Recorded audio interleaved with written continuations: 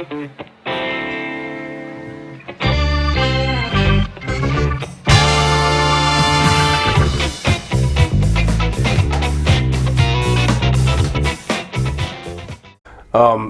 far as the Funky Uncle goes, y'all are producing albums too. I wanted to mention that. Yes. Yes. Tell everybody about that. Sure. So after we had gotten going for a little while, there were so many individual experiences. You know, you go to a live show, right? There's some takeaway that you take away from that live show that was really significant from you. Maybe sometimes a couple of different events. After a few of these shows, we started thinking, God, it would really be cool to do a album out of some of the events of these shows that really were significant to us. Mike Quinlan, who's a band manager and a friend, was running the record press and runs record press. And so I was familiar with the record press and familiar with the work that he did, and started talking to him about the idea that we might do an album of cuts from the shows. And he was really supportive and helpful on how we could put together and do it. And so I went to some of my friends who are in this Mardi Gras group that I have. We call ourselves the Fat Bankers. It's the Funky Tux group. And asked everybody to put up some money. I think we got, I don't know, 20 people to put up $500 or $750 a piece, and pooled that money together in order to come up with the cost to actually have the record produced. You know, there's all sorts of things that go into to making an album that I didn't know anything about before we did it. But you know, taking each of the songs and then going behind it and mixing the song to be worthy of being put on the album, getting them all timed correctly, doing all the artwork, writing the liner notes, etc. And so we got the financing for it and did it and put it together.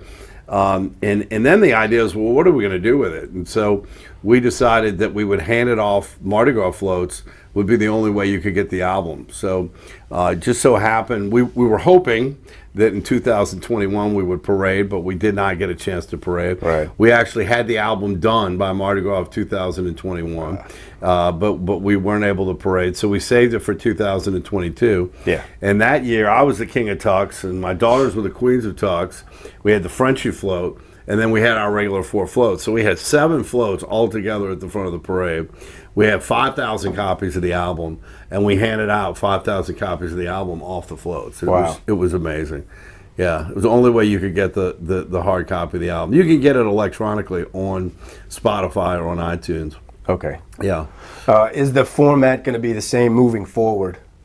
Well, no, we stopped the weekly Funky Uncle April the 6th, 2022, which was our second anniversary.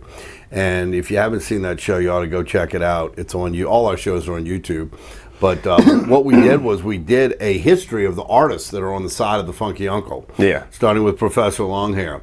And we had people who, if the artist was passed away, we had people who had played with that artist who came, did a couple songs, and did a little interview about that artist. And we mixed in the interviews with the songs rather than do all the regular format of the Funky Uncle was to do all of the music and then do the interview.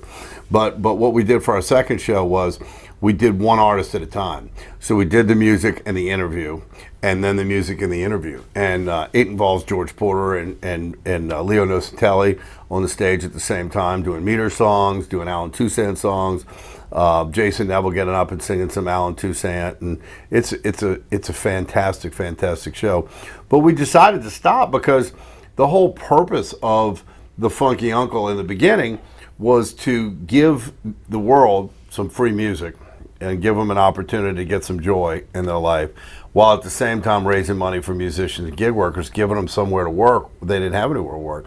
Well, things were opening up. There were clubs, there was opportunity to go see music, people were getting jobs, and there was less of a need for what we were doing. But it has transformed into a couple of different things, and that is that we've been doing events for people.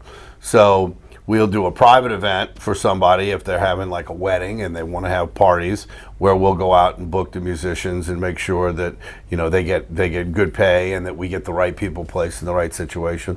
We don't make any money. This mobile soundstage still exists. I wanted to interject, sorry. But the remnants of what was the Funky Uncle still exists, and are still being used now for these things that you talked about. Yeah, and even if we don't use the float, right? So, for example, we've been doing fundraisers.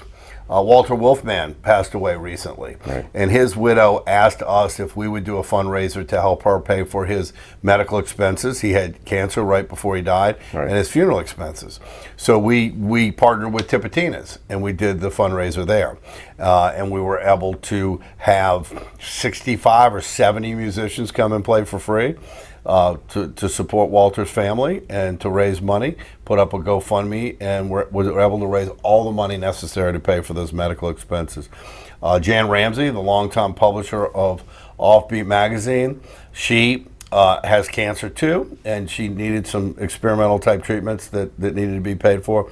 We brought the float out to Tipitina's, and we had the Funky Uncle float in the street. We closed off, and then music inside. We were alternating music inside and outside. Awesome. We raised a significant amount of money there. And so we're still raising money every time you turn around. We're doing something over Jazz Fest where we're promoting a bunch of shows and raising money for the homeless. In doing that. So we're still big time members of the community. We don't give out grants like we used to because we don't have the cash flow. It's more individual specific. But we still give out a couple. Just 2 days ago, I got a call from a drummer that you would recognize his name, and you know, he's on some hard times, and so we've got a little money left over, and I can always pick up the phone and call people and try to get them to help out when somebody's in need. Sure. So I think that the Funky Uncle family now is a place that people can reach out to when they're in need. Sure. And if they're in the music community and in need, we'll find a way to help them. Sure.